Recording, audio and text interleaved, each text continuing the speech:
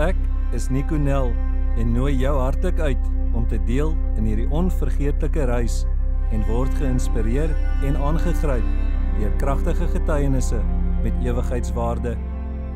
Ek het die voorreg om saam met besonderse gaste te kuier waar hulle hierdie hartroerende getuienisse met my deel. Ek onthou nie die impak nie. Al wat ek kan ook onthou is dat ek aangesig tot aangesig voor ons Skepper gestaan het. Alles skyn, die gras skyn, die bome skyn, die water skyn, want dit is in die glorie van God. Dit is asof elke blom en boom aanbid in die hemel.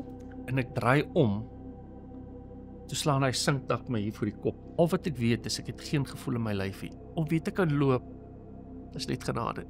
Maar toe hy skoot my tref, was ek instantly verlam.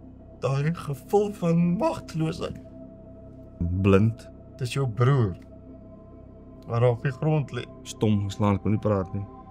En ek sê, Here, gee net my broer vir my terug. Want hy kan nie nou doodgaan. Dis die laaste keer wat ek hom so gaan sien. Ek het 'n knak gehoor, Nico, en net daar en dan het ek alles verloor. Hy het net agteroor geval. Dit was asof dit 'n gevoel was van nou gaan jy moet veg. Die man het my rond afgetrek en ek het net gesê, Jesus asseblief. So iets moes nie gebeur het nie. En dis slaan my uit. Wie is ek om net te vergewe? Ons kuier saam in die ateljee, besoek van my gunsteling hengelareas in die asemrowende Suid-Kaap. Vang vis, maak die heerlikste kos so langs die water, aanskou die glorie van God se skepingswerk, word oorweldig in die grootheid daarvan en vind onsself staan in sy heilige teenwoordigheid. Dit alles en nog soveel meer. Moenie hierdie besonderse geleentheid misloop nie. Dit is jou tyd werd en sal verseker goeie vrug dra.